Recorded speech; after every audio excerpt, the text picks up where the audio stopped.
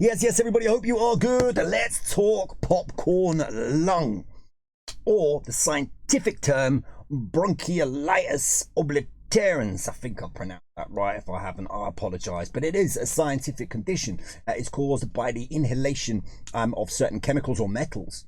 If you are a welder, as an example, you've got sodium chloride, you've got chlorine, you've got diacetyl, and those consumed, inhaled, say, in mass quantities, can cause bronchiolitis obliterans, which has irreversible effects on your lungs. Now, back between 1992 and the year 2000, in Minnesota, there was a popcorn factory, and they tested the employees, and the ones with the worst lung damage were found to be working over vats of hot oil that contained diacetyl. Now, diacetyl is a flavoring. It adds a buttery flavor. The FDA have marked it as generally suitable for consumption, so that's why it existed. Now, the diacetyl, due to that link and the fact that this popcorn lung, as they called it, was caused for the people that were working over those vats of diacetyl, has been somewhere along the lines tenuously linked to vaping. We will get on to that in a moment as to how or why. But one of the things that I thought was quite fascinating in the situation is that cigarettes contain 100 to up to 100 times more diacetyl than the e-liquids that contained diacetyl. And with billions of smokers on this planet, not one case of popcorn lung has been reported from smoking. So how is there a connection between vaping and popcorn lung? Well, e-liquids, early e-liquids particularly, contained diacetyl as this buttery flavoring additive.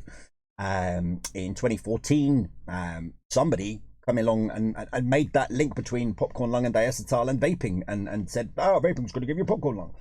Well, no, because like I said, 100 times less than a cigarette. No one has got popcorn lung from cigarettes.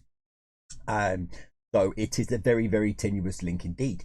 But just to be on the safe side, in the UK and Europe, they banned it. No diacetyl in e-liquids. So that link is then gone.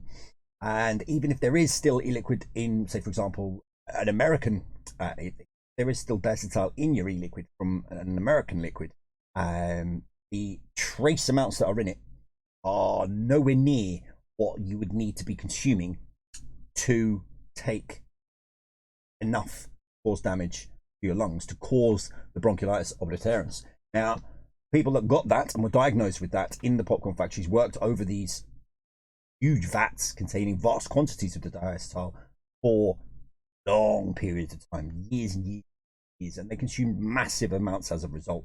That's why they were diagnosed with it. For a vapor, to consume anywhere near that level of diacetyl is basically impossible. The amount that they would need to vape. So, yeah, I mean that is effectively the crunch of it all. So a big thanks to Jim Mcdonald, who actually posted all of this information on vaping360.com's website. And there will be a link in the description if you want to read the full article. It goes into more detail than what I've covered, but I've just covered the basics to try and give you an understanding how popcorn lung has got nothing to do with vaping, with smoking, but you know, that's just an example of how little vaping has with causing popcorn lung, and that we hear thrown about so often. So hopefully, from what I have told you there, you as a vapor will have the knowledge, the ammunition to be able to have a educated discussion with somebody if they turn around and say, oh, you're going to get popcorn lung from vaping. That's all this video was about. I just felt like I needed to say it and needed to have somewhere that I could send people for a full description and analysis and breakdown with that link in the description there for people that need to know that information. So guys, thank you for sticking with me on this one. Thank you for watching this video. Of course, don't forget to subscribe, hit the thumbs up, all of the usual jazz, and take care of yourselves. Don't let the other educated haters get you down.